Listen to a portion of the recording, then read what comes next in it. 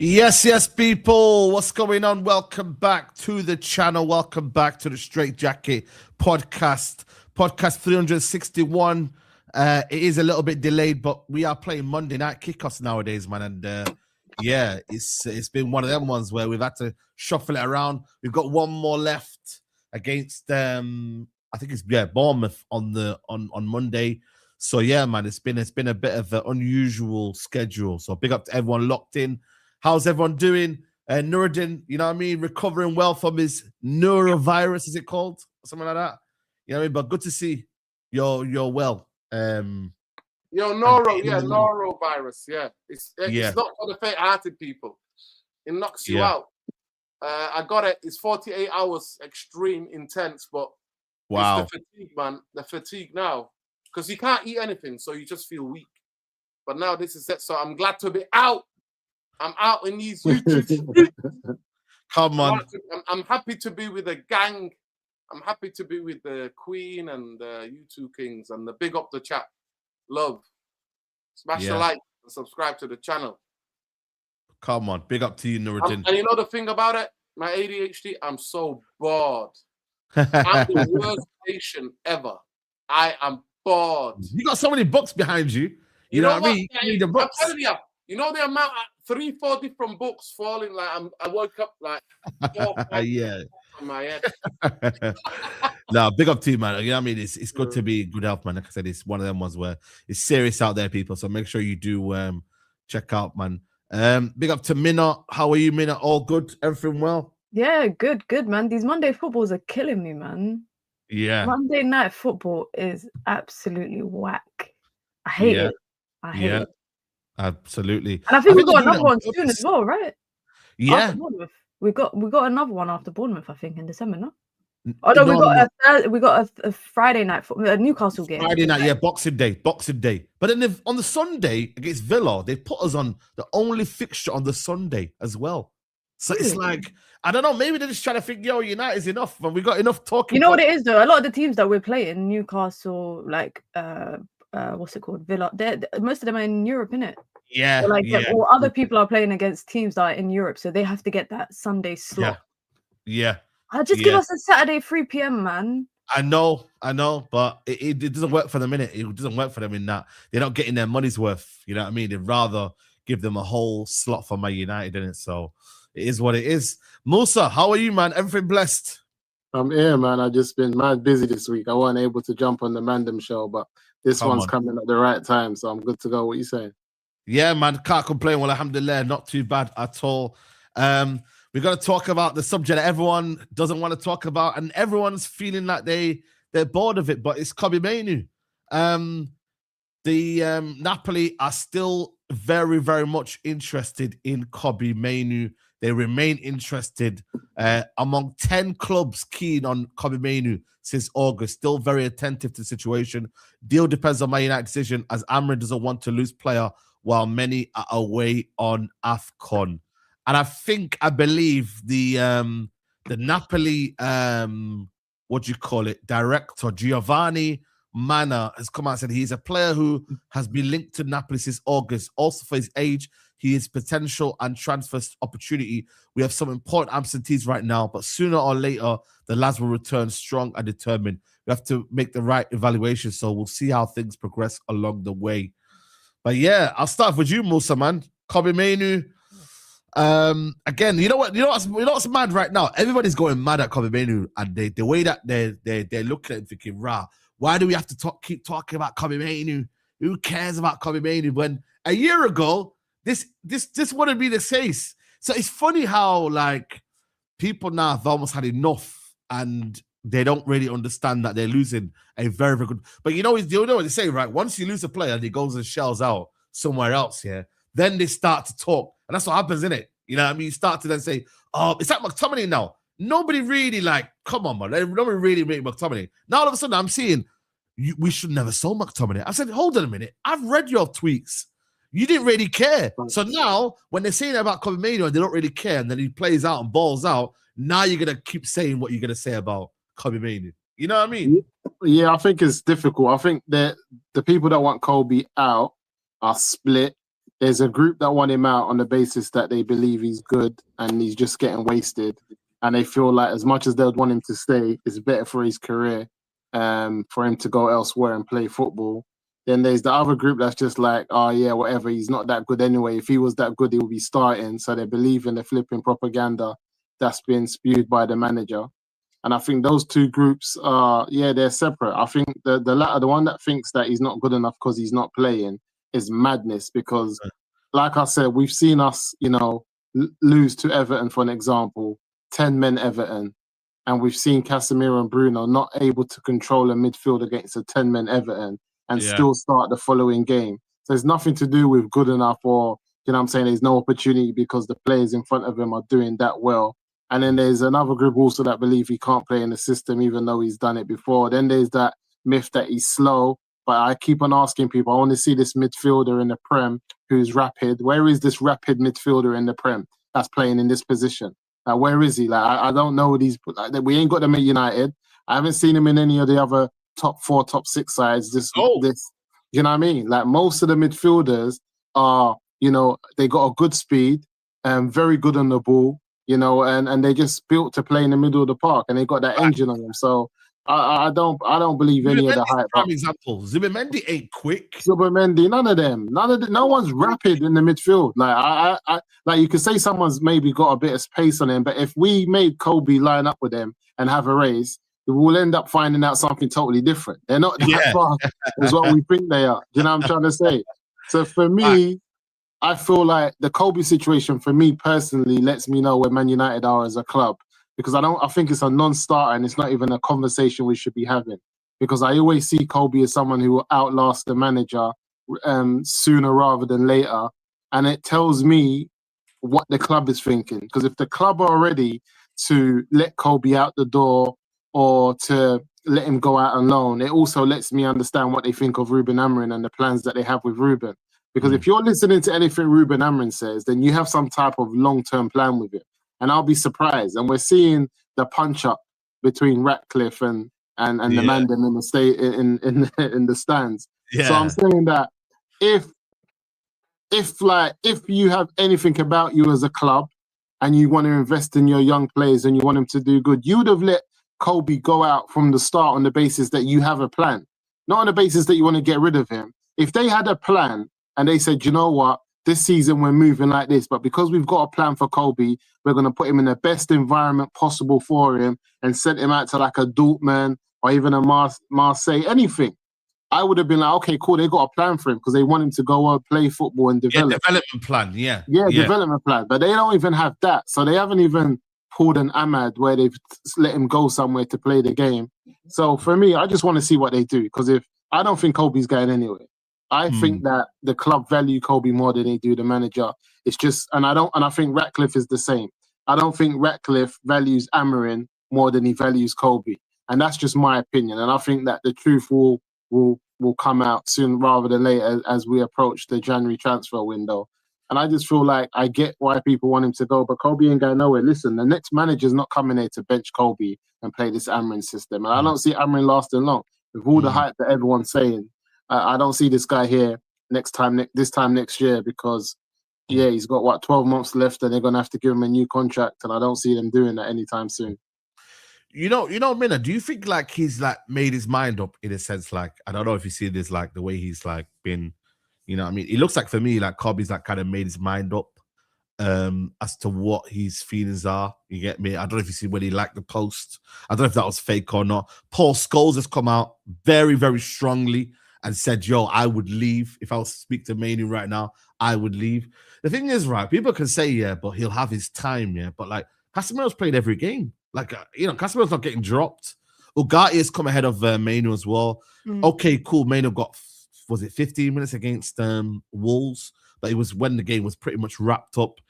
Or do you see it as like, you know what, man, I don't think it's that big. Like, it's not that deep. Like, you know, we are playing one game a week. It's gonna get his game time once Ahmad and Mbeumo leave. But then I could tell you that maybe Sesko and Mount will come in and Bruno will still keep his position. And then Zirkzee that's the thing. I don't know why people keep talking about AFCON, because if Sesko comes back, that's Cunha in the 10, that's Mount in the 10, that's Bruno staying in his position, that's Casemiro staying in his position. Like, one thing I will say is that, because Musa said about, you know, the owners probably believe more in Mainoo than they do in Amorim. I think, remember last year, guys, or earlier this year, March times, when there was reports about how they're willing to listen to offers for Garnacho and Mainoo. Yes. Is it a coincidence that the manager has now fallen out with both of them? Is that a coincidence? Or is that tactical? Is that planned? One thing I will say with the Mainoo thing, though, is that this idea of it's just one game a week, you know, he will get his time. I respect what Nicky Butt said on his podcast so much. Scholes went in, Rio went in, all that, but what Nicky Butt said was 100% factual. It's not even about the fact that he's competing with Bruno for this midfield position. It's not even that. It's the fact that for 18 months his development has been stunted. Yeah. These last 12 or so months under Ruben Amorim should have been 12 months that he should have been playing regular football to be on the path of development, consistent development, improvement. Because now he comes on 10 minutes, 8 minutes, one misplaced pass, yeah? And fans who are pro Amorim are saying, see, look, this is why he doesn't play. Look at what he does. What did he do when he came on for 8, 10, 12 minutes? I ain't never seen any player impact a game in 8 or 10 minutes. Like, look, I don't know what the expectations are with Kobbie Mainoo. It is ridiculous. But one thing I will say is that the fact that there's 10 teams plus in Europe, top teams, contending teams that want him, just show that they see a talent in him, an ability in him that Ruben Amorim doesn't. And I stopped listening to what the manager says. This idea of, he's competing with Bruno, because I've seen him come on for Casemiro. How is he competing with Bruno when he's come on the pitch against Wolves for Casemiro? It doesn't make any sense. I've accepted that there's a possibility that Kobbie Mainoo leaves. And if his agents and his team know what's best, they will force a move in January. They will force it. Forget about World Cup. Forget about the World Cup. Yeah, I don't care about, oh, he wants to play.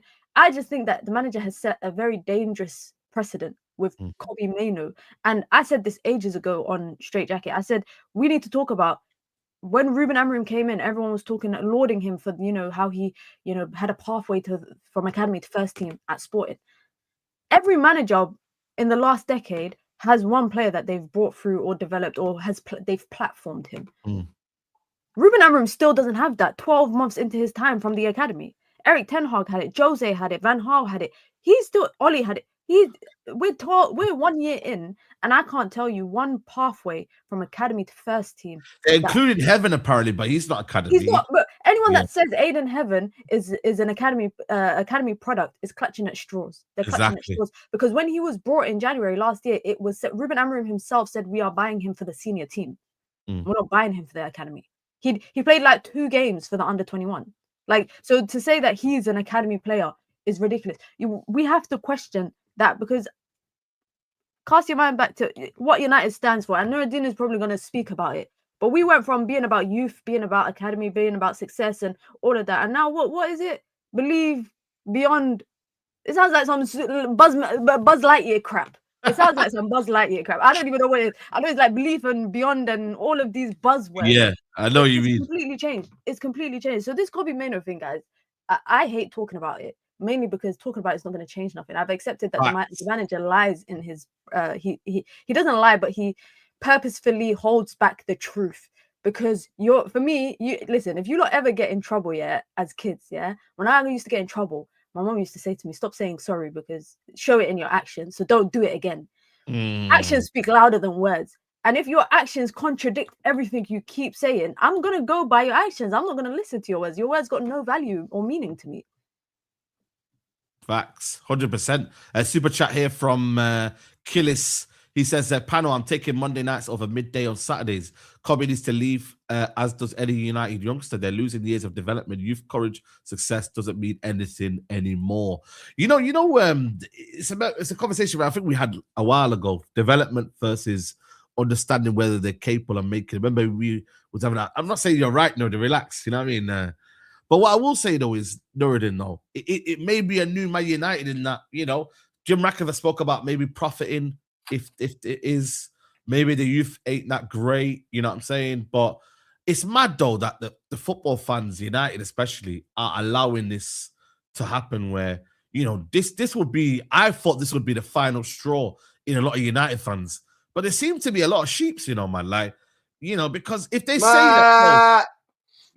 if they say that they are all about youth, courage, and success here, and we want our youth players to be in around the first team and be in there. Well, I don't now we're seeing a lot of United fans saying, "Well, hold on a minute, it's not good enough anymore," and he's not that guy, and now we don't care as long as we're winning. You know what I mean? It's a very dangerous precedent you're setting now. And what INEOS have been setting now under Ruben, because you can blame Amorim, but it comes from the top as well. INEOS aren't looking at developing the youngsters, are they? Let's be honest, because we don't know what happens to JJ Gabriel. JJ Gabriel still has an opportunity to leave, by the time he's 17, I think it is. I'm sure it is. So, what are you saying, Nuruddin, about that? Well. You know this, innit? I give myself a little pat on the back for being ahead of the curve. Go on, you might as well. Go on. I made a video, I think it was January 11th or something like that. January 11th of last year. So almost a year ago, 3 weeks to, or maybe 4 weeks to a year. I made a video saying that he needs to leave Manchester United, and that Manchester United do not have a developmental plan, and they don't know what to do with Kobbie Mainoo. And well, everybody calls me the conspiracy theorist. Everybody says I am this, I am that. I'm always Mr. Negative. I don't look at things. Let me tell certain people. I told you that none of these people have a clue about what's going on in football. there's going to be a video coming out later.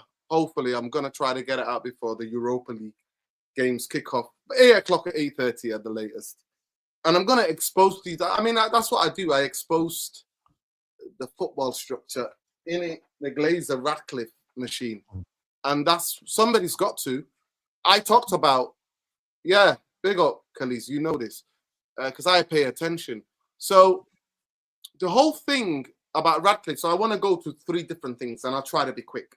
So you said, Saeed, you brought about and said the youth is about making money about the youth and is about selling them on. Yeah. That's an absolute fact. All the articles, anything that I've seen about the youth, Jim's not happy. Jim the Rat Glazer is not happy. He's not happy that Manchester United are not producing, that they're not players. Why do Chelsea, why do Chelsea and City make a lot of money selling lots of youth players that are not even paid 1 or twice for their first team? And it can help with PSR as well.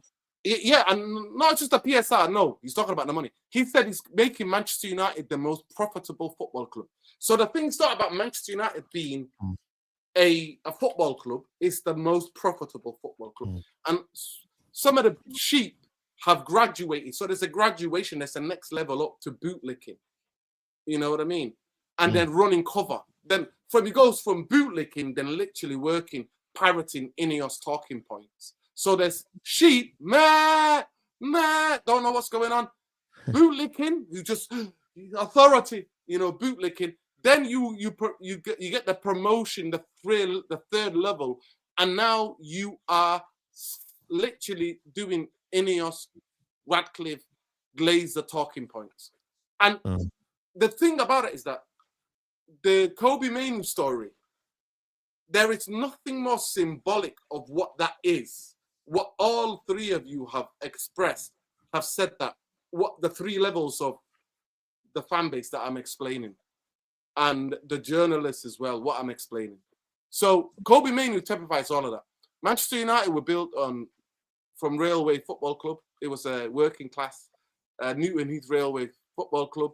Man City were from Gorton, West Gorton, Man City are from. I know this because I did a sports degree. I know the history, sociology and the history of football. I got the highest marks because I studied this shit. I'm not just parroting any bullshit. I know about this. They're from working class roots, then millionaire, now is the billionaire class. The billionaire class are not about, they're those who want to win. The ones from the Middle East, they want to win. The ones from Russia, they want to, clean money. You know what I mean? Doing kind of try to clean money. That's what Ibrahimovic was doing with Chelsea. But they want to win. Then you have your traditional football clubs like Bayern Munich, who have a tradition, history. Barcelona, Real Madrid, Juventus, AC Milan. They have certain parts of history. Manchester United have lost their identity. Because the thing about what Manchester United used to have historically is that Manchester United used to be about the Busby Babes. It was about all the different things he said in his super chat. Youth, courage, success. It was those things. And two of the greatest coaches in the history of Manchester United, by the way, I always thought Manchester United is a weird club where only three managers have won the league. And it's super weird for the success that we've had, for the notoriety we've had.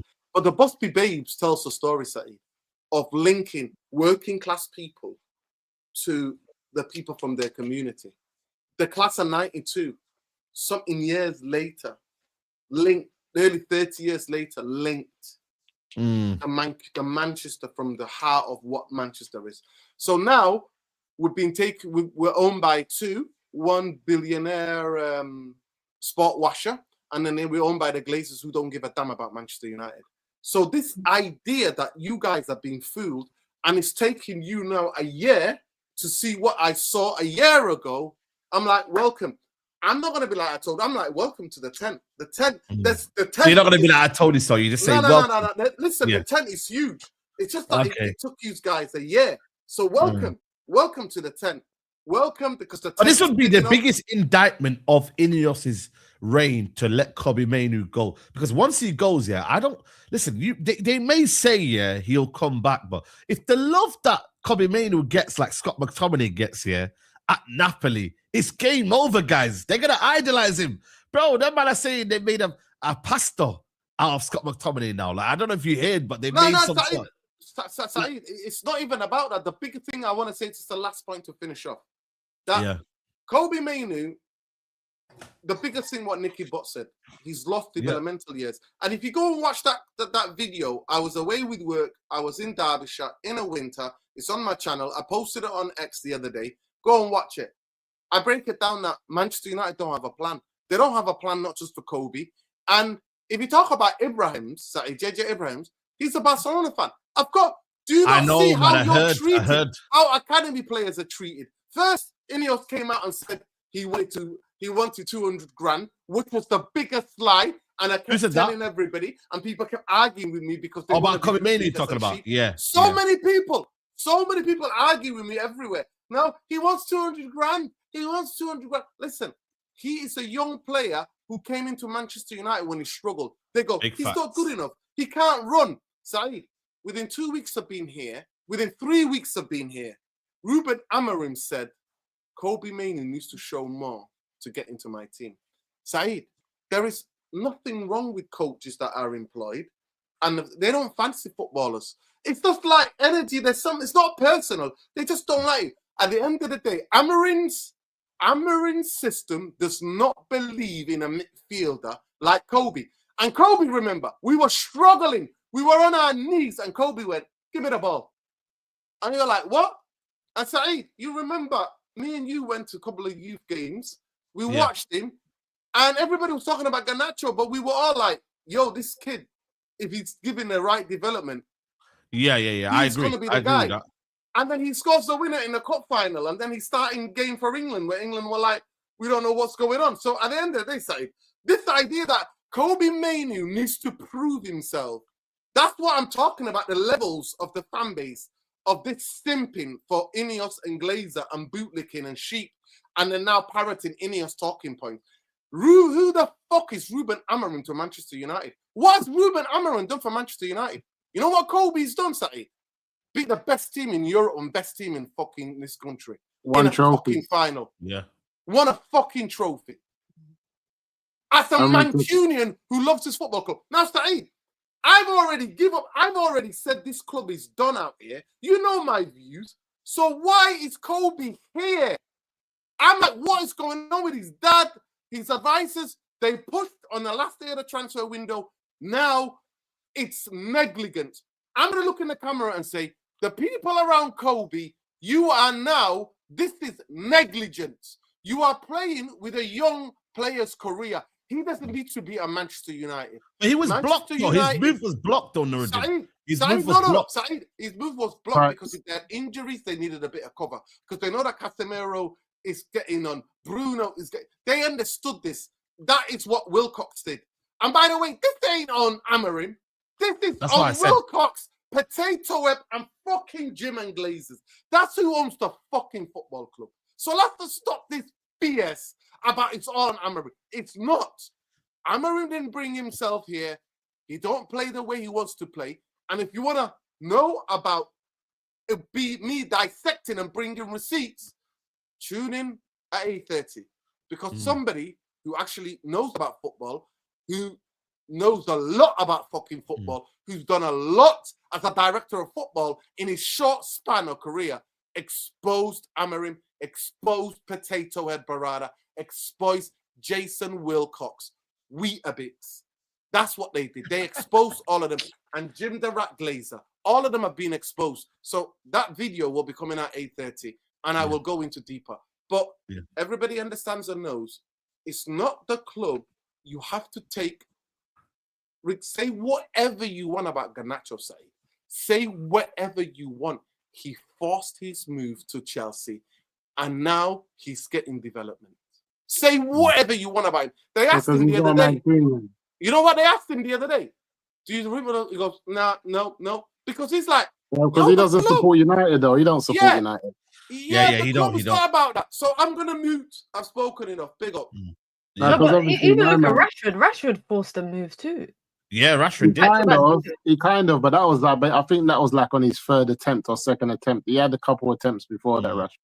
I think this is Kobbie's first attempt. I think, to be fair on Kobbie and his camp, if we look at the summer, they did come out in the summer and tell them, look, if we're not playing, let us go, at least on a loan. So at least his camp and his team around him had the right idea.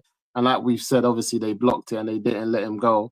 But at least they've been pushing for it. But I think Kobbie, and that's been polite. Kobbie hasn't even come out and said anything. I haven't heard a word from him. No, nothing. Nothing. He He just hasn't even cracked done on. an interview. Like, no Yeah, interview. not even an interview, no nothing. Like, he's on a whole man. different level. He's a good guy. Like, he just wants to play the game. And the fact that he said he wants to go out on loan as well, he didn't say, like, cool, sell me if you don't want to play me. He just like, let me go and develop. So I feel like his whole team was banking on the fact that he'll develop elsewhere, and whatever happens at United will happen at United. But there's been conversations about Amorim changing the system, or is that fake news? Well, it's like we against Wolves, yeah, you'd expect Man United to maybe put two up front. So I think we kind of changed it to a 3-5-2. Yeah, but then you can't read much into Wolves, man. Remember when he had that interview though, when they asked him about systems and changing it, and he said the first thing he wants to do is make sure that Man United know how to play in the 3-4-3. Once they know that inside out, then it'll be more. They don't. Obviously, that's not going to happen. But he said once they know that, he's going to be more acceptable to allowing us to play other systems because they have a foundation. He's trying to get the default setting right. But I think it's getting to a point where he's realizing that default setting, like you just said there, is never going to come.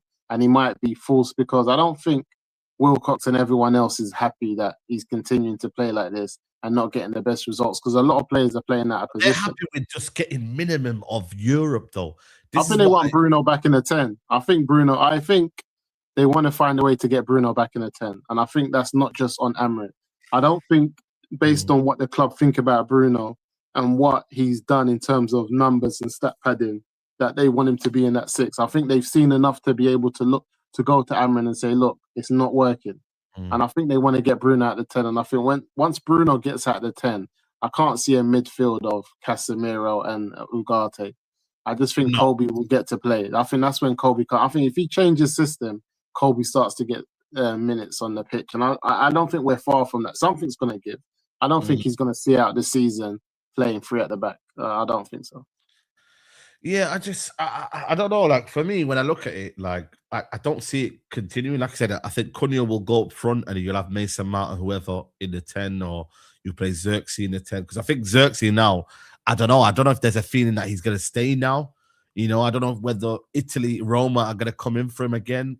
The latest we're hearing that Zirkzee could potentially stay and fight for his spot. He likes the club, though. My man doesn't. Even on the bench, he's always just like cheerleading. Yeah, he's chilling, man. He doesn't seem like he's another one that's kind of hype. But I don't know, man. I don't know, man. I just feel like the club, we're in a mess, you know. Every time I think about United, Lord have mercy. Yeah.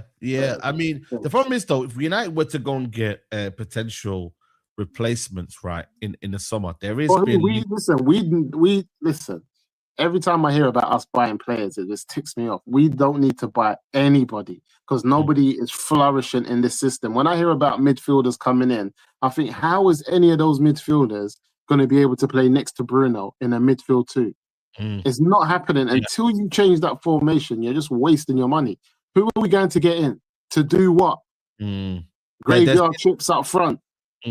There's been a couple of loan options. Obviously, Conor Gallagher's still mentioning. And do what? Conor Gallagher's not starting in front of Bruno and Casemiro. So why are you bringing him for? Yeah, I know. But then they're just thinking, you know what? If we lose Kobbie, it's an extra body that you could potentially. I don't know why we'd go for Conor Gallagher when.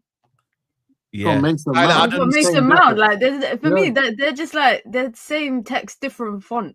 I think Mason Mount is better. Yeah, I think Mason Mount. Yeah, I think Mason Mount would play this Bruno role next to Casemiro much better than Bruno, 100%. Because he's not trigger happy with the ball at his feet. Yes, he's not trigger happy with the ball. He likes to play safe passes and make sure that, you know, the ball's getting to where he's actually trying to pass it. I just think that it's all wrong anyway. When I see Bruno, I just feel like if you want someone like that, you need a Mason Mount next to Casemiro. You don't need Bruno Fernandes. You really need someone that's more calculated with the ball. So again, I just feel like we've got a lot of options, based how the manager wants to play. I feel like when we think about getting players in, we're talking about a different system, which is not how the manager wants. So if you talk about wing back, I might agree with that. Get someone on the left, because obviously my man needs support. Dorgu needs support. I just feel like all that Dalot stuff is just fake news. He just doesn't do it on that Dalot, side. yeah, he doesn't think it's Dalot. Dalot's had a couple of good games, but again, it's like people need to relax with the Dalot hype, man. Like we do realize what he is still gonna be in it. But with Dalot, I think people are harsh on him with the wing back thing because he's not a wing back. Yeah, I know. It's like Mazraoui. Mazraoui, I don't want to see that guy at right wing back, but he's a good player. He can play. He's a right back trying to play wing back. And same with Dalot. I think people are a bit harsh with the Dalot stuff, but for me, it also shows the shortcomings of INEOS because their first signing when they came in, it was Dorgu, right? That's the first person that they did they buy him first? Yeah, no, when Amorim came in, sorry. Dorgu was the first person that they brought for him last year, January. We spent like what, 36 million euros on him. Because Dorgu was moving mad in Italy, bro. I went back to watch his scoring headers. He was not moving that mad, man. Come on. I'm telling you, go back and watch. Like, he was more composed in front of goal. That's why Amorim came out the other day and said, in Italy, he was playing proper football. In my head, I'm thinking, because he wasn't playing for you twat. You're the problem. No, but also football in Italy is different to football here. But even for Belgium, put me at wing back in Syria. Denmark, even Denmark international.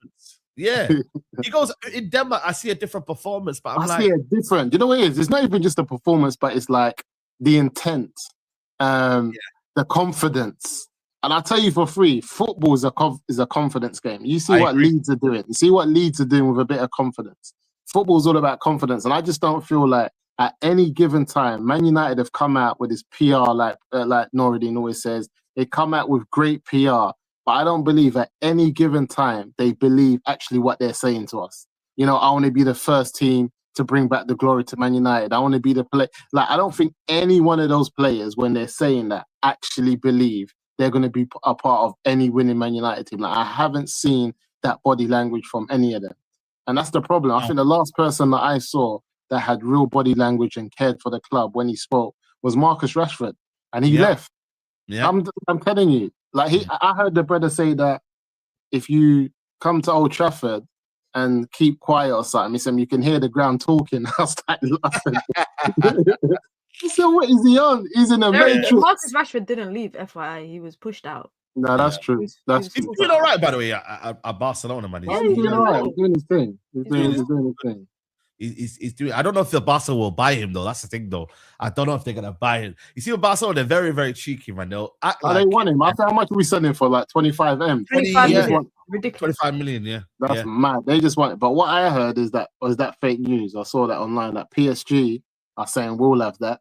We'll have Marcus. You know, there's not a Marcus Rashford transfer news if he's not linked to PSG. 9 times out of 10, it's probably not real. But I could see him there though. They do need someone up front. Who they got up there? No, they need the depth. That's it. Like, but because of the injury problems that they got this year, like their backup players are people like Mayulu and these young kids. Yeah, Rashford would do well, and they're talking about 45 million euros. We'll have that all day, every day of the week. Let me ask you a question though. Let me ask you, what do you make of Cunha's time so far and his performance against Wolves out there? Cunha's what I thought. Listen, Cunha, let me answer this. I know, here we are. I wasn't a fan of none of these guys. And Mbeumo, Cunha. And the reason I said that, and I want to say it again, I said Kobbie can do what Cunha can do in a 10, but maybe not at the same level because he hasn't got the same level of experience. But in terms of what he can bring to a team and what you're asking Cunha to do, I believe Kobbie can do that. We've seen that when Kobbie's playing off the cuff right there in the 10 position, whether it's been in the Europa League, whether it's been in games in the Prem, where his movement on the edge of the box is elite, and he can always pick a corner when it comes to scoring a goal. And I also said Ahmad can do exactly the same thing that Mbeumo can do in a 10 position. And I said again, maybe he hasn't hit the heights that Mbeumo's hit in the last couple of seasons, but I see two profiles if the manager's trying to say this is what he needs, that he already has, where he can then go and try to get another midfielder that can play in the 6th role and get 2 new wing backs. Because I said Cunha and Mbeumo are good because they're playing for a manager and in a system that gets them and wants to get the best out of them. As soon as they come to United, I told everyone, I don't want to hear no complaining if these men ain't scoring no goals. You are complaining. I'm not complaining. I'm calm because I knew. You set a task. I get it. You said, yo, Prem proven they cannot flop by United. Yeah, I don't want to hear that. Yeah. But the thing is, I don't think that Wolves game was as bad as what people say, but I still think, him and Bruno just can't work together. They both. I said this last time on Straightjacket a couple of weeks ago. I said they can't coexist together in attack. They can't. You did. Yeah. But this is another. He plays like he's still at Wolves. He's got the mindset of like, yo, like, don't worry, man. It's like, when he brings someone. He plays. It's like when you bring someone to, like, I don't know, man, you meet someone famous and whatnot, and they're acting so stuff. You bring him to the Akika and he's never seen the plates like that, the big food. You say, calm down. Calm down, man. You're going to get your food. It's there. The hill ain't going anywhere. Just calm down. Relax. Let me answer the question, man. Let me answer the question. Go for it, Nuruddin. Smash your likes, people, by the way. Smash your likes, people. I think it's very difficult. People smash the like on the video, man. Respect the original podcast on this channel. Come on. Big up. And this is straight talk. This ain't it's straight up. And everybody's telling it as it is. So respect the opinions. There ain't no fence here. Nobody sits on no fence here. Mina, you asked an interesting question because I thought about this and I've been thinking really hard. First of all, the Wolves game is not a game to choose. You chose the wrong, to me personally, in my opinion, it's totally the wrong game to choose because Wolves are awful. I didn't know how bad Wolves were. I seen them against Villa actually, and that was a derby, and Villa only beat them 1-0. And I saw them beating Nottingham Forest beat them 1-0 if I'm not mistaken, and that was a battle as well against Manchester United. Boy, oh boy. They made us look like, and especially after 3-0, they made us look like we were prime Barcelona. Like the amount of space, oh my God, the amount of space and how lopsided. At times, actually, they reminded me of Manchester United, what teams do to us when the quality and the structure of another football club, what they do to us. So in terms of, I can talk about generally Cunha and Mbeumo, what their time's been here, or any of the new signings. But to specifically judge him on that game, I can't judge that. No, what about his season? Overall, So overall, I think, Mina, genuinely, I'm not trying to cop out. You know that I'm not a fence here. The point I want to make is this because I can be, as you know, I can be very eager and very forthright with my opinions and go, this is what it is. You know what I mean? I think it's multiple things. But I think structurally, I don't know if any of you guys know, but if the team's not structurally set up, if the team is not set up with enough balance, I'm like, how well can you judge a team? And 100%, Mina, I've seen you, I've watched your videos, I've seen it, Saeed talked about it. All different people have said exactly what you said. They get in each other's way. And you can't have Bruno Fernandes because of the way Cunha drops in deep, even though Bruno's deeper. You can't have them in the same team because they do similar things and they try maverick things. And you can't have two of them. You can have one of them and we play through one. So if we were playing through other players who were stable on the ball, I think we can choose to have one maverick. But having two maverick, they don't fit. And that's why we look discombobulated. We look concussed in many ways. So it's really difficult to judge. And I agree with Musa, and I agree with a lot of people. The systems that other football clubs had when he was at Wolves and when he was in Mbeumo was at Brentford, they were clear. They knew exactly what to do. They knew what positions of the pitch to be, and that was consistent. With Ruben Amorim is not. Manchester United do not look like. And that's why one thing I give to Musa, and a lot of people misunderstand Musa when Musa says, well, who's going to score? Because we don't repeat anything. Other than the 10 goals we've scored from set pieces. And if you look at history, when the teams reliant, the teams that used to be relying on set pieces are the teams that don't have a proper game plan, that have zero game plan. So they picked one thing and think, how can we be efficient? Can we just get good at this and get goals? So at the end of the day, attacking players are very difficult to judge because we don't have a midfield and we don't have a defense. We don't have wing backs. We don't have a stability and consistency in the way we play. And the interchanging and the intermixing, we don't have that. So the system is concussed. So what we're doing as fans is relying on the moments of magic, on that moments for them to conjure something, to get us off our seat, to go, yeah, that's what that is. Other than, if you want to have another conversation, is that I can give, I think, obviously I don't like to compare two clubs, but I want to compare in terms of the football structure and the balance. So Kobbie Mainoo at Liverpool played as a centre forward, but really he was there to bring the balance to the way Sadio Mane and Salah played and to get the best out of them. But the team was so balanced that you saw what Kobbie was doing for the team. Now, in Manchester United, when we don't have any of the structure, we have no balance, and you're relying on individual brilliance to get you out of trouble, you are then more critical looking at the attacking players and thinking, oh, I need them to produce more. I need them to. But football doesn't work like that. Football is about, like everything in life, balance and rhythm. It's a dance. It's a rhythm. It is what you do when you're on the ball, what you do, how you position you take up on the football pitch when you haven't got the ball. And not playing just through one player like Bruno, who only likes what? People who run. Cunha is not that type of player. Cunha is a player who wants to come short for the ball, play the football on the ground. He won't stick to his position as well. He won't stick to his but position. He wants to roam, and then you balance it off in the way the system moves. That's my answer. Yeah, I don't know if he. I don't know, Mina. I don't know if it was. See, for me, I'll be honest with you. I'm not gonna lie. Opinion. Yeah, I'm not gonna lie to you. I think he's been a 6 out of 10 all season, and the reality for that's very nice. Yeah, that's very nice. Yeah, you know, the reason I'd say that is because, I think he's been a 6, and that's just like average, because I don't think the team as a whole has gone past 7 out of 10. I haven't seen Man United as a whole. I think our best moments we've been 7 out of 10.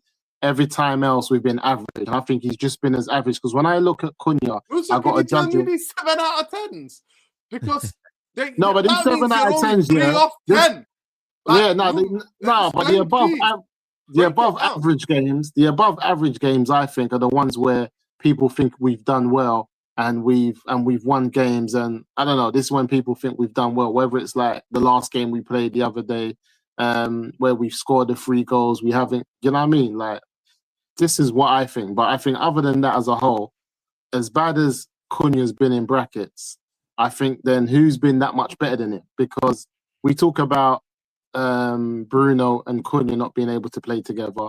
But in the Amorim system, we have these blocks of 2 between the 2 6s and the 2 10s, or the 2 8s and the 2 10s, whatever you want to call it. And these 2 players have to complement each other. I don't see in any world where people think, or where this idea came, that Mbeumo and Cunha will complement each other. I don't think they complement each other in any type of way. It's just that one's left-footed and one's right-footed, but that doesn't mean that they're going to complement each other in terms of their game and how they play the game. And I think that's another issue, because I keep on saying this, and Mbeumo has to play right wing back. No one ain't listening, no one ain't getting it, but I'm going to continue to say it. Ahmad needs to go in a 10, because Ahmad's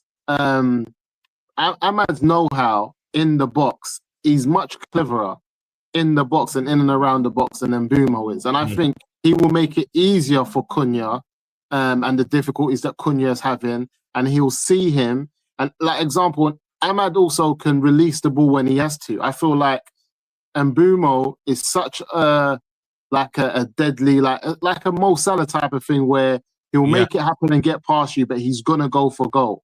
I feel like Ahmad can release the ball if he has to. He can play in that type of system much better. And I just feel like he will complement, especially with the struggles that Cunha's having. But I think if you continue, and this is why I think even if you've seen a Cunha and a Mason Mount, they haven't done too bad, or Mason Mount and Mbeumo, when you see Cunha coming out of that position, you get something, because someone has to see a bit more of the ball and be willing to create for the other person. You both can't be just on this, I'm going to get the ball, go and score type of behaviour. And I think Cunha's been trying to do that a bit more, but that's not his game. And that's why I feel like the first goal against Wolves, I don't know what he's doing cutting it back for Bruno. He was in on goal, but he's got no confidence. He was in on goal, no confidence. What does it tell you about how concussed Word and Musa the system is?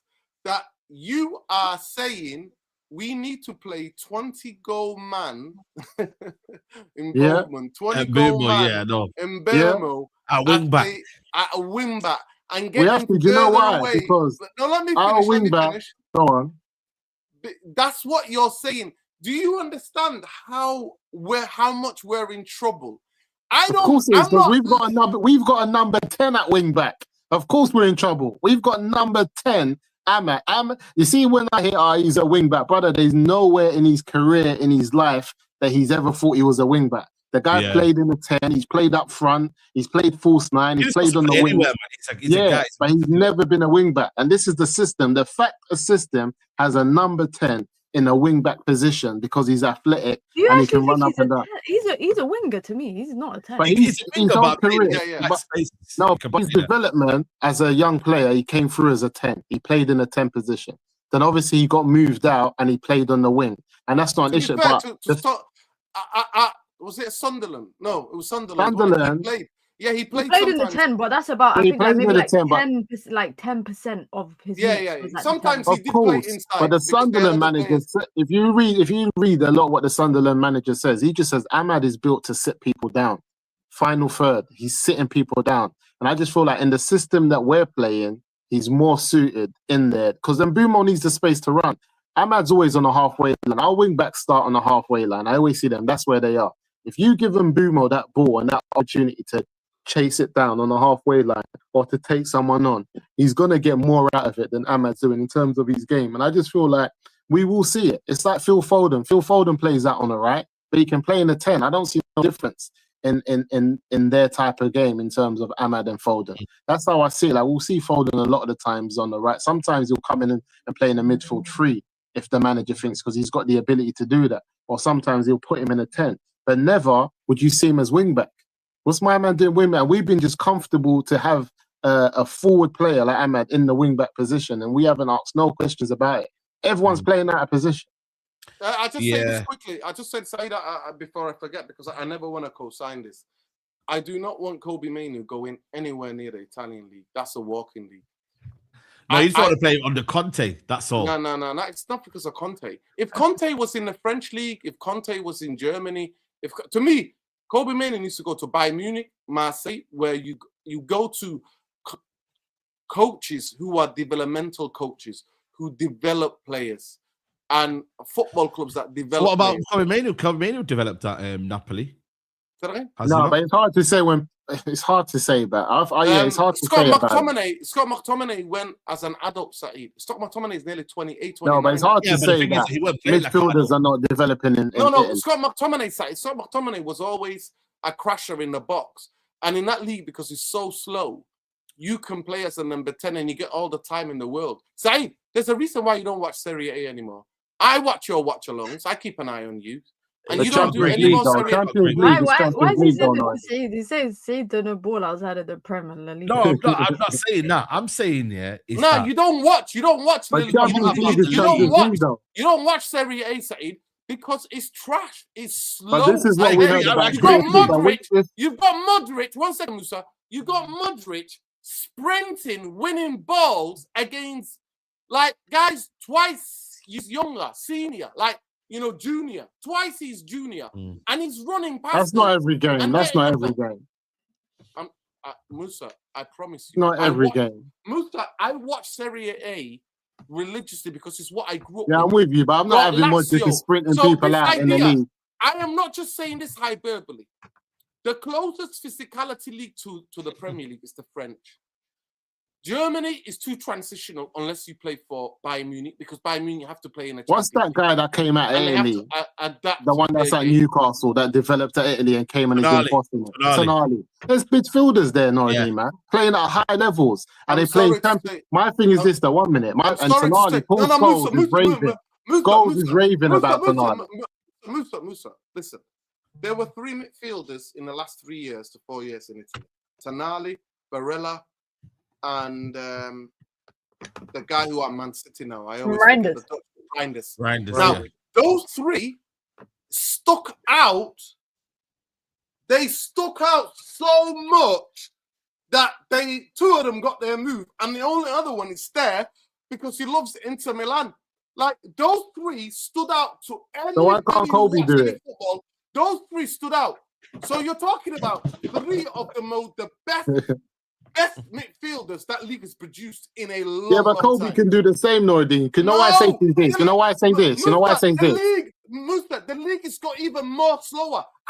No, it's not just about the league, though. It's all about Champions League. See these teams, they're offering people Champions League football. Champions League. But not only that, a player can develop and also be in a bad league. The only football club that has any pedigree or any history in Europe is AC Milan. Nordine, I don't believe this hype. You see, Nordine, let me give you an example. I don't name me these midfielders. Name me these midfielders that developed in the league. Name me a midfielder that developed in the Prem. Milan are not a football name me them. That is stable enough to continue to provide. They sack managers. But where is this league development? See, when we talk about development, where is this midfielder that is Prem grown and developed in the Prem and is world class? They all come from outside, from other leagues. They come from France, they come from Italy, they come from Spain. Who is he? Adam Morton. Adam Morton, who are you going to mention? Not Adam Morton. Elliot Anderson is probably the best. Elliot Anderson. It's the best English. They had to ship him out because he couldn't chat to Tonali and everyone else in the middle of the park. Elliot Anderson, this is what I'm saying. This is the hype that we give young players. 1 minute. This is the hype, Nordine, that we give young players. Anderson, remember, Anderson, next month, listen. I'm sorry, but you're giving me like barbershop chat now. Anderson. The reason why Elliot Anderson was moved we've just mentioned. Listen to this. If you know, let me finish. If you know, Villa moved out. Villa, Nottingham Forest, Newcastle. They all did some dodgy things. CSI. It's all a myth. Rice. Listen. Rice is developed in the Premier League. They had other options.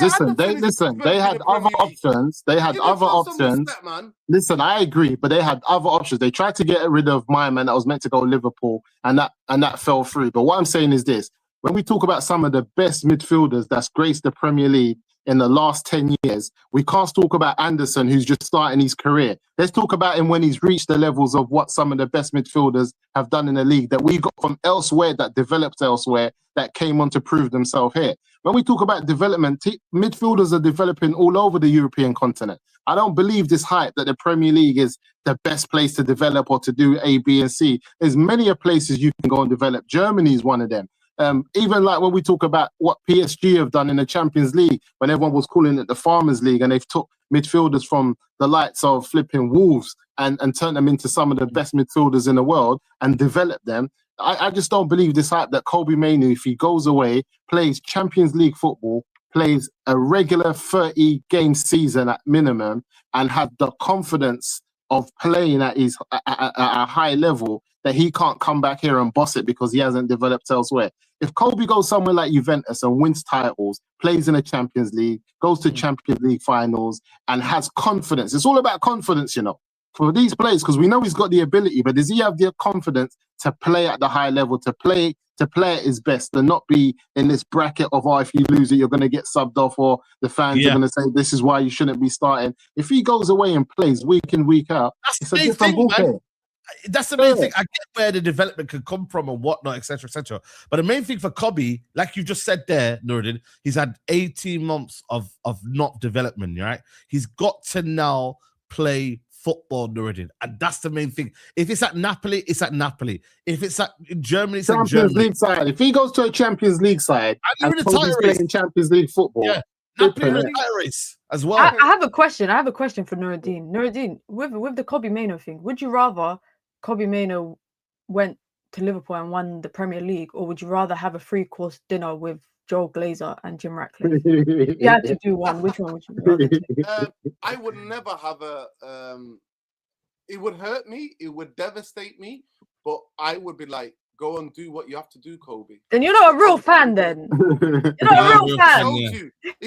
Listen, the only time I'm ever having a dinner. Kobbie wants the free-course meal. The only ever time I'm ever having dinner with the Glazers, if it's in a very big rooftop, and me and them are going off the, you know. The, okay, all right. Stop. I'm not trying to get acquitted.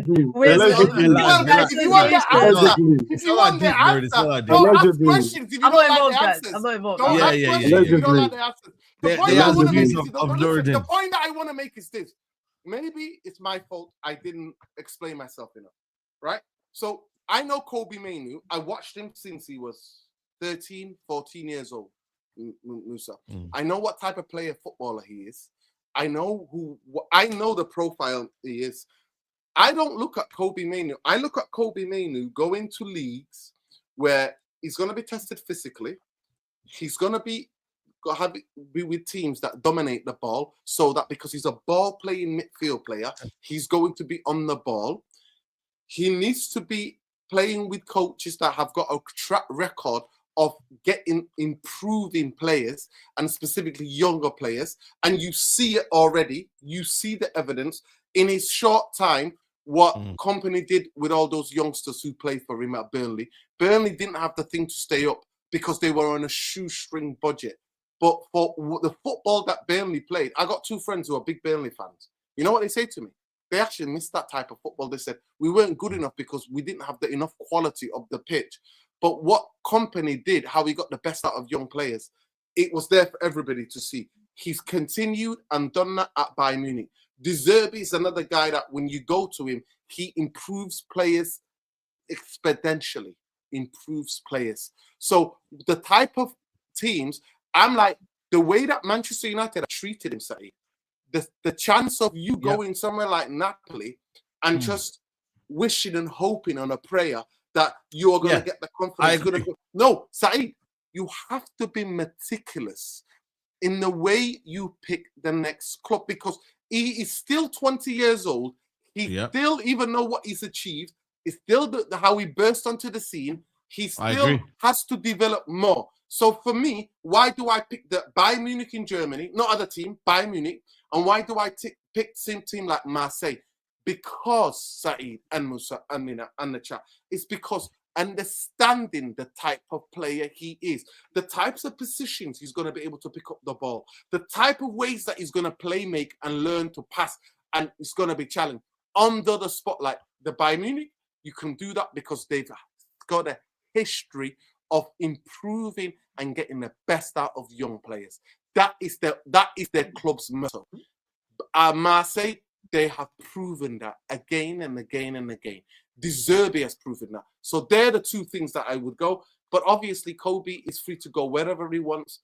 And I think he would do well in La Liga as well. But I'm saying those two because those two clubs will test him and they will show him, give him the platform to succeed.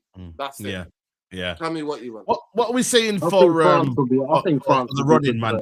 I know, Musa, what did you say about the points wise? You know what I mean? I remember you gave us a scenario. I told you. I remember the points. How many have we got? So I said in the next 6, we need to get minimum 12. I think there was 18 available.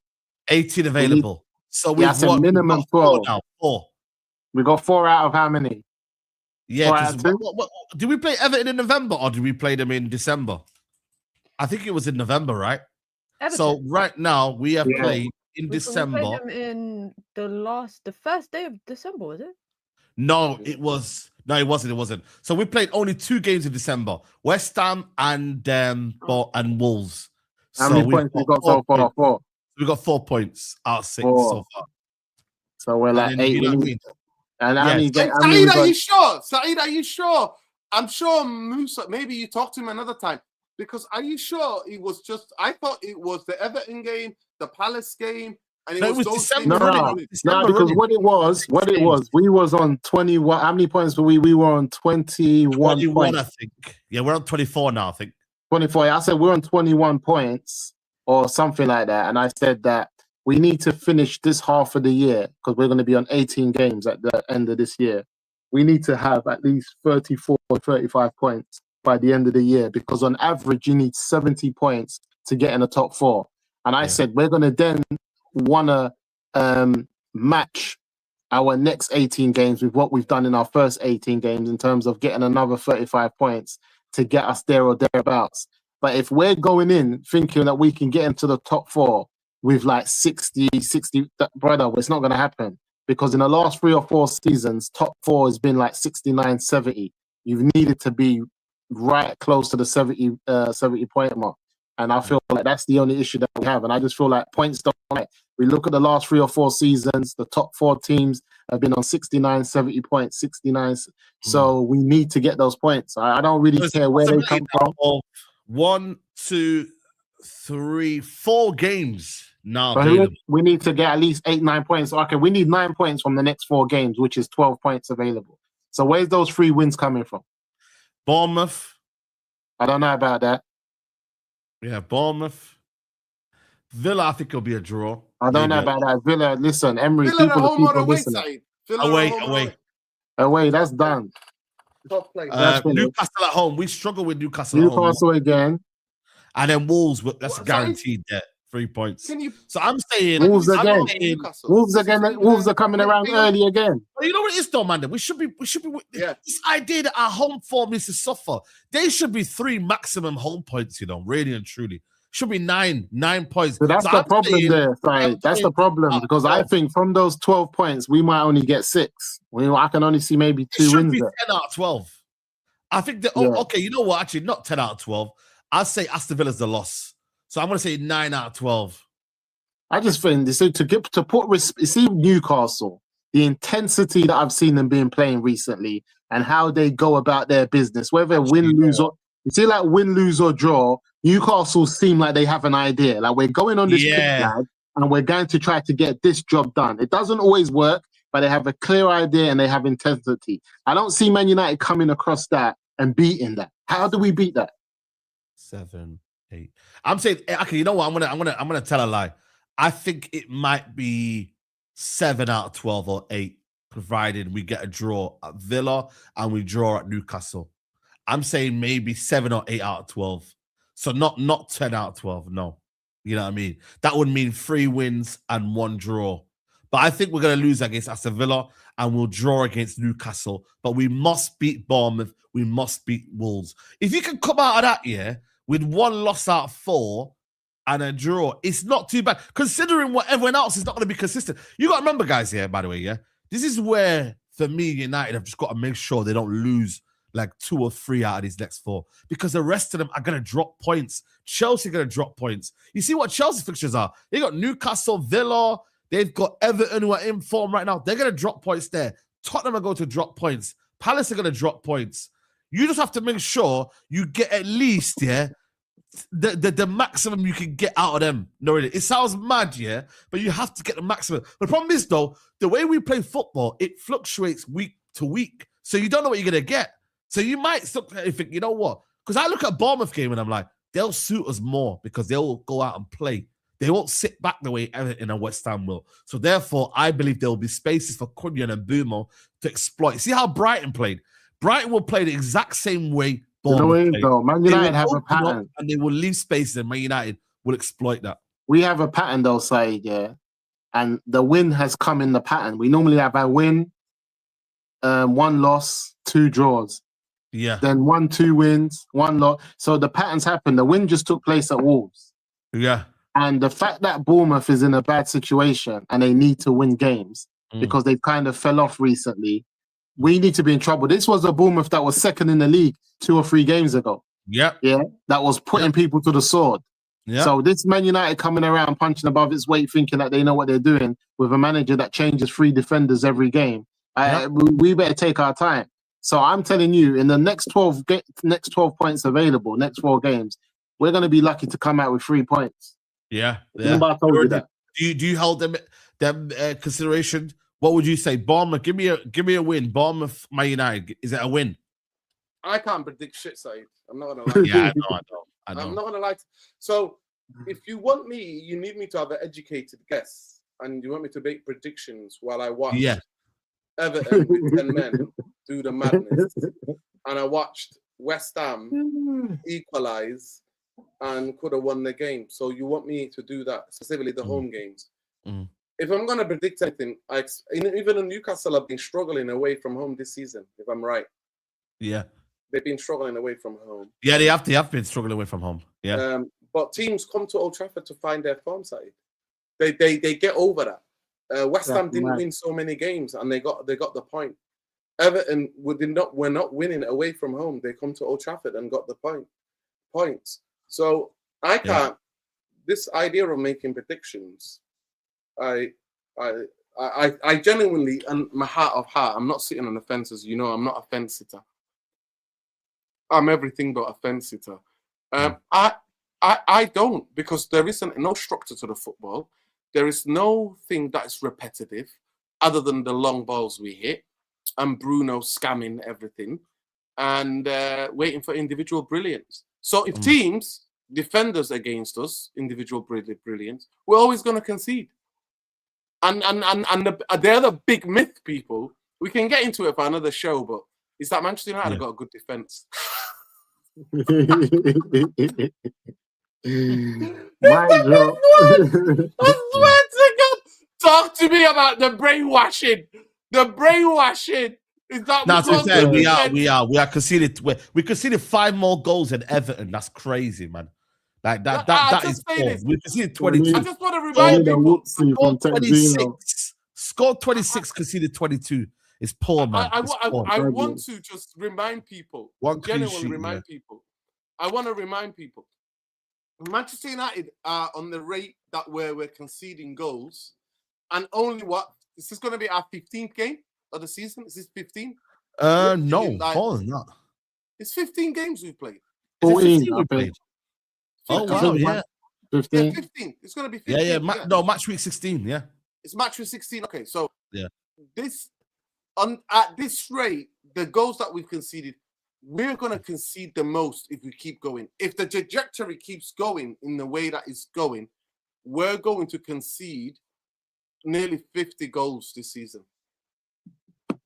Yeah, that's crazy. Yeah, that's crazy. And we're talking about top 4. We're talking about top 4. Yeah. It's crazy. It's crazy, man. Just lastly, I want to just discuss the Glazers, man. The debt has gone up. Man United's net debt has now climbed up to 749.2 million after the club borrowed an additional 105 million from its credit facility. The 481 debt stemming from the Glazer takeover remains unchanged, man. It's man, nasty, man. Saeed, I've seen different figures than that. I think those figures. I mean, the thing what you can do with figures is that you can make them look and reduce them. It's like in pounds or in euros, isn't it? Of course. Last time I checked, in the actual debt the club holds, it was 1.3 billion. So it was the 700 million that we owned, and then it was the 304 million that we borrowed, and then we borrowed another couple of hundred additional. Remember, we still own a lot of money for a lot of players. So the idea that Manchester United have got rid of those debts are laughable. Also, next season, I think all this being revealed is to get us all thinking, and it's interesting because I've learned a lot from just watching a couple of football finance channels, that it's a way of lowering the blow, because next season's figures, they ain't gonna cook them any other way, because we only had league games, and we're not even had that much League Cup games. Manchester United. We only got one Brighton one, which I think we're gonna go out, by the way. Yeah, at home. So Brighton are gonna beat us. Yeah, at the end of the day, you can't mess about. But you've got an owner in Jim Ratcliffe Glazer and the Glazers saying that he doesn't want any control. They want to make Manchester United the most profitable football club, and not one journalist has ever asked them about the debt. It's really interesting. Everybody talks about the debt. When was the last time you heard any of the Glazers asked about the debt, or any INEOS ever been asked about the debt? Yeah. Zero silence. Yeah. You see, but you keep bootlicking, and then the third aspect of that course that most of you and the fan base are on is parroting the BS telling me what it is. Mm. At the end of the day, I am not. No, I'm not future chartered. I actually wish I never had to research what I have to research. But the billion Manchester United, I trust Kieran Maguire. Manchester United were over $1 billion in debt. And Swiss Rumble is another guy. Swiss Rumble is another guy that I trust. And there's another guy who's a United fan as well, who's into football finance. So what do we do then? We just obviously there's no protest anymore. There's no one talking about it. It's all gone quite dead, hasn't it? Saeed, Manchester United fan base were Superman, and Jim the Rat Glazer is Lex Luthor with his kryptonite. Yeah, that's the analogy. Scary, man. We were out here in the war trying to save lives, trying to save the fan base from more pain of Glazer. He's come in, and all of a sudden, we are the silence is definite. Silence, yeah. Silence is definite. I think is that because United are winning a bit more games than last year? No, so therefore it isn't. No, but it's true though. When you look at it, when United were losing games, that's when only everyone started protesting and started saying Glazers out. But when United are winning games and it looks a little bit more rosy, there's no more. Have you noticed that? Like you can say, to be honest with you, Saeed. You've been on Trafford. You haven't heard any Glazer out, like nothing. But genuinely, Saeed, the Glazer out movement before Jim the Rat came in has always been about whether we were winning. Remember, we went to 3 times. Yeah, I know, but now not more so. No, but I'm saying to you, it's because of what social media is and the propaganda machine from Jim, INEOS, Parada, all this. People swallow it like Saeed. Like I said to you, they've got kryptonite. And we're Superman trying to get their powers back. At the end of the day, it is what it is. Majority of fans have been told things are going to get better. And when you take a team to 15th, they think, well, if we complain, maybe we will all fall apart. Listen, 15th, 8th, if they don't get into the big, at least minimum Europa League this year, it's a failure under their watch, man. It's a failure. Like you said, Musa, it's not a pattern anymore. This is a real pattern. Three times finishing out of the top 6, top 7. Bro, it's madness. I'm just thinking we haven't even played this new formation of Champions League football. I don't give some credit. I've been talking about it for the past 13 years. No, I'm talking about he said the Champions League once, out for a year, go back in for another season. No, but consecutive 3 years back to back. United haven't done that. You'd haven't done that. That's madness.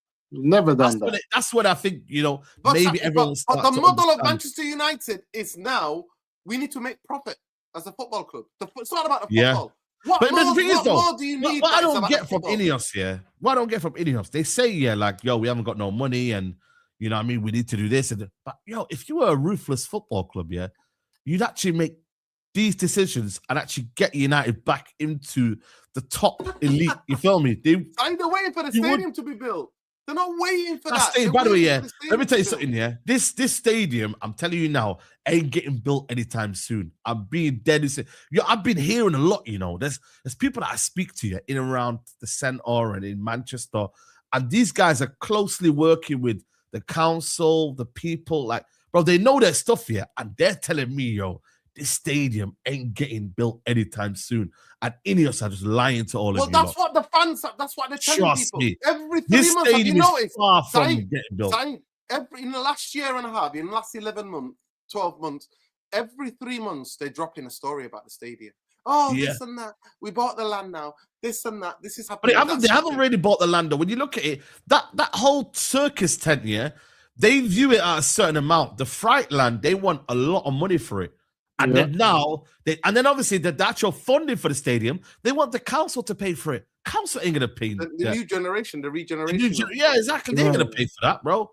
You know what I mean? So I don't understand where they're gonna get this money from. Saeed, what do you expect when they're selling them the dreams, Manchester United? Saeed, have you noticed that we're the only football club that has to go and dig up these Colombian, African young players, Ecuador?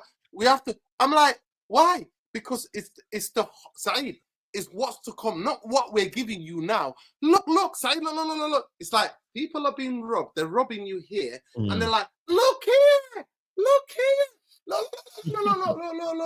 In the Yeah, it's young future. talent, isn't it? Yeah. In the future. Similar to in Chelsea, the Chelsea future. are pissed off now with their model because they're like, yo, man, what the hell, man? Show me something now, man. When I speak to Matisse, he's like frustrated. You can say all these young talent here, but at the same time, they need to do something now. Are going to be inconsistent. You're going to have to get inconsistent. And I'm not going to lie to Saeed. Everybody and their nan knew. Soon as Casado's banned for 3 games, they're gonna struggle. You don't need to be a surgeon. You don't need to be a surgeon. Yeah. They were going to struggle without Casado for the next 3 games. They were. So now everyone can shut up and just say, yep, Casado's the best and they need him. They need to shut up now. And against Atlanta, I'm afraid, Saeed, they miss chances. In Europe, if you don't take your chances and you give away chances, you're gonna get punished. I don't care who you are. They got my man up front, who Wilcox and a couple of you guys on this channel that wanted me to believe the lap can lead the line for United. Yeah, my lord! He's flopped. The lap. And Wilcox wanted the lap to come and lead the line. Yeah, that's a big L. I can't lie to you. Wilcox, big L from Wilcox. Look at Joe Shields, who's former City, wanted him first, so then that City link helped Chelsea. So but Wilcox, forget about Chelsea. The thing about Chelsea have got Pedro. They've got Chelsea's got Pedro. They've got other guys. We wanted to have him alone lead the line. Nobody else. You need to Musa and Saeed. I think you are getting sucked into this because how many games has he played? He's been injured. He's not even had any run in the team. Man, Nuruddin, he's not even about that Nuruddin. My thing is, I'm not saying he's a bad player, but to lead the line.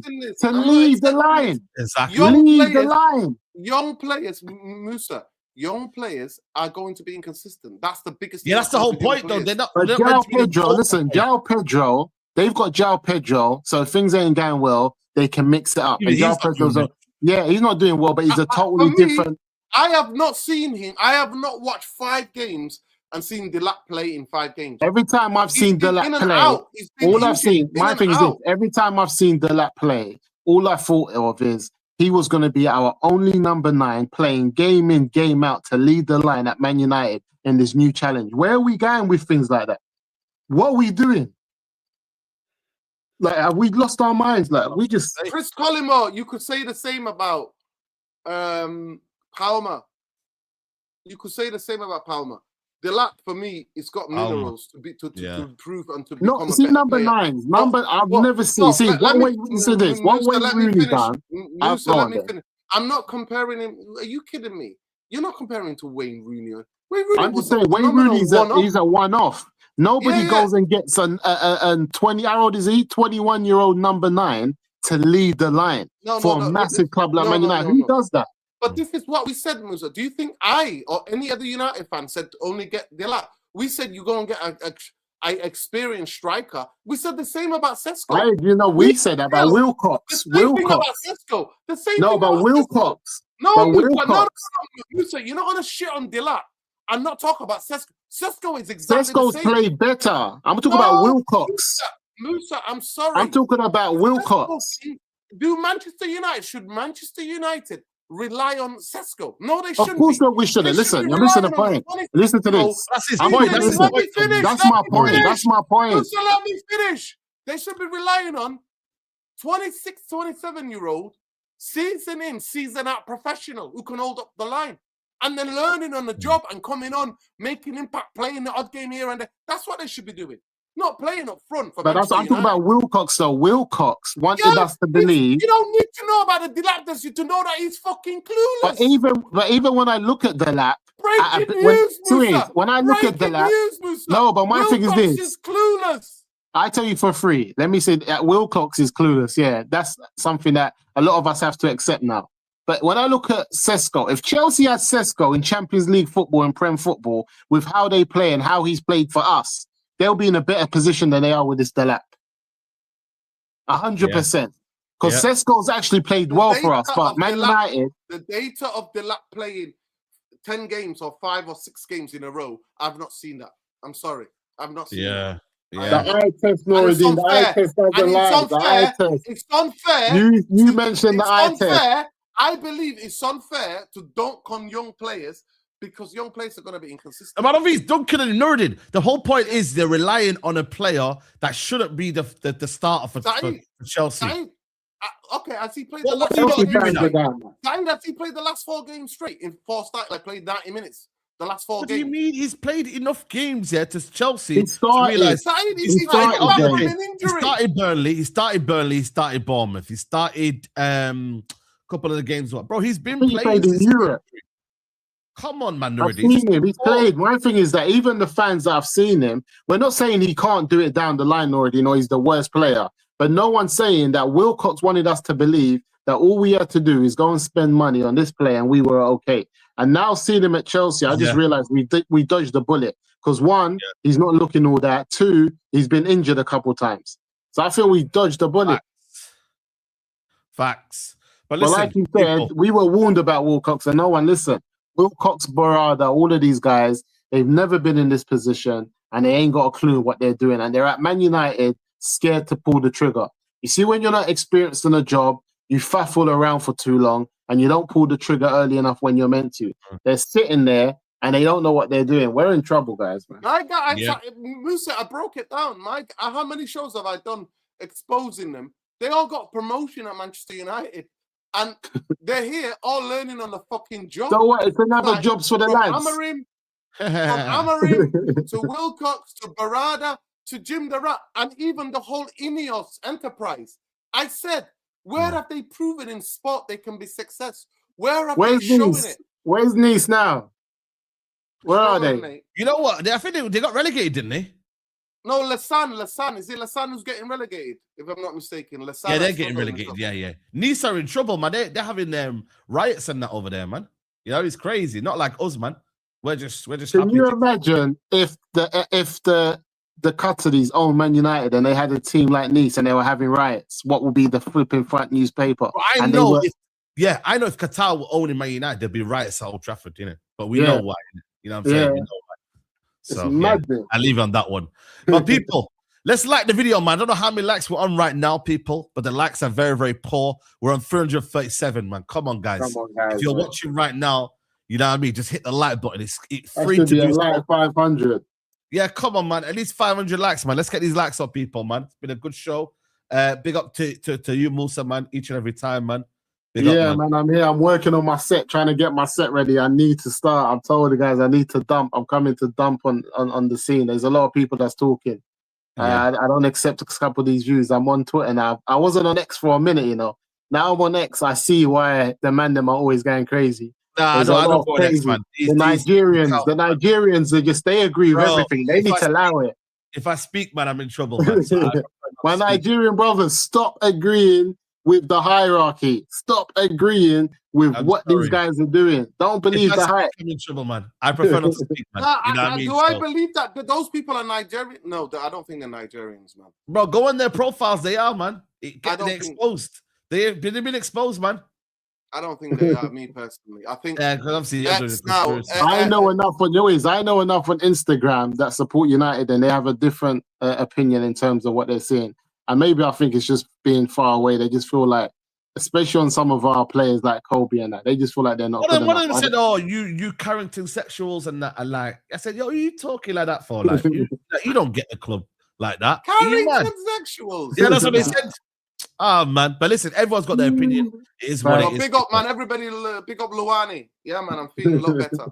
Yeah, big up Luwani. Where's Luwani? Yeah, Luwani's there, man. Yeah, big up everyone in the community, though, man. Everyone who's watching around the world, man. Big up to everyone here, man. We appreciate the community, man. You know what I'm saying? Big up to all my people, man. Yeah. Make sure you follow up Nuruddin as well. His video will be coming out 8:30 as well. Yeah. I'm gonna film it after this. Yeah. Yeah. There you go, people. Yeah. Big up Musa. I like the setup, man. I like the light. Yeah, the light. You know what? I'm in my stepdaughter's room, mate. Oh, come on, yeah. I was gonna say the lights very, very That's cool. What I'm saying. He's got the furry blue light. She's got things going on. I said, let me come in your room and record. Because I said the background's looking a bit better here. Yo, shout out to her, man. Shout out to her, man. Shout out to her. People, big up everyone here, man. Big up everyone locked in. I'll see you tomorrow morning with troops. And we can rattle them about Arsenal and Yokeres, man. But people, take care. I need an invite to that, you know. I'm gonna have to jump. We will. FLC. Yeah, get on there, Noidine. I need to see you on there. Yo, I need to check the temperature, man. It's troops. It's Can he the hand legs, up man. Noidine? It's the legs. Get man. It's him on there. That will be breaking Troops, You know what news. it is, Noidine, as well? The January when we have our preview as well, we'll definitely do something as well.